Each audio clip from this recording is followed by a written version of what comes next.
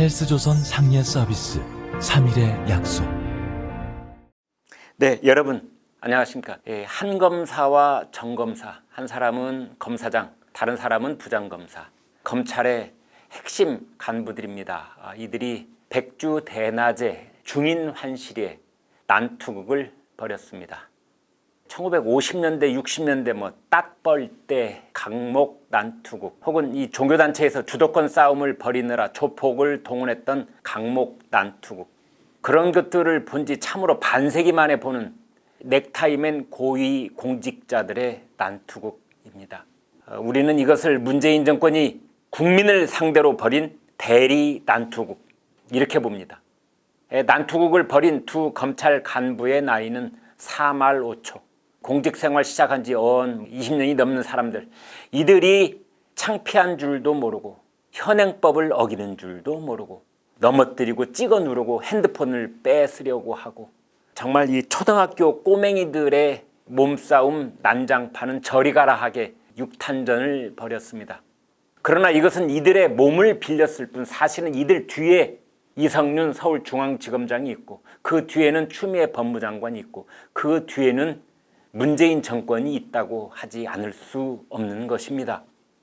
흔히 있는 일은 아니지만 직장에서의 주먹 다짐 있을 수 있습니다. 대개 술좌석에서 벌어지는 일이 있지요. 선후배 사이에 혹은 동료 사이에 술 기운을 이기지 못하고 감정 싸움이 격해지다가 우발적으로 벌어지는 일입니다.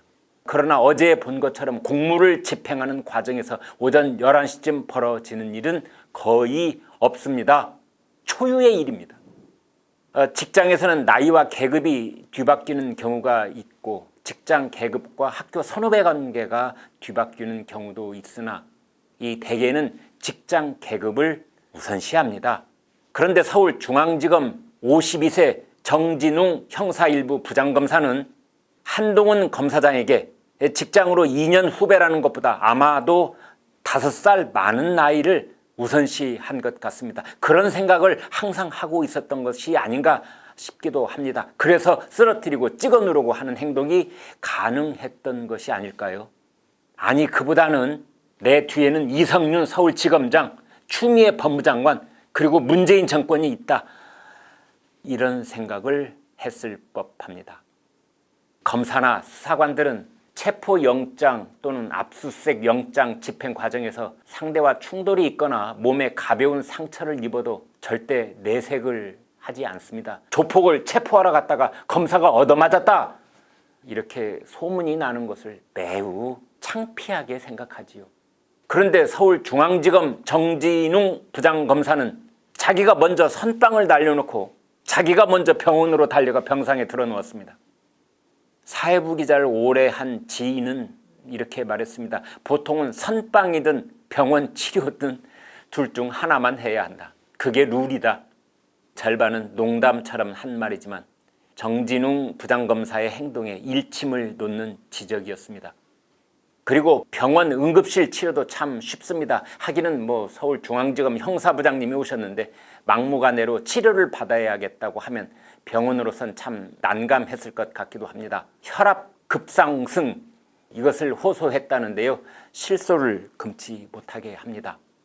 정진웅 부장검사가 이끄는 서울중앙지검 형사 1부는 어제 오전 11시쯤 경기도 용인의 법무연수원 분원을 찾아갔습니다. 그리고 연구위원으로 있는 한동훈 검사장 사무실에서 휴대폰 유심카드에 대해 압수수색을 실시했지요. 수사팀이 영장을 제시하자 한동훈 검사장은 변호인 입회를 요청했고, 정진웅 부장검사의 동의를 얻은 뒤 변호인에게 전화를 걸기 위해 휴대폰 비밀번호를 풀려고 했습니다.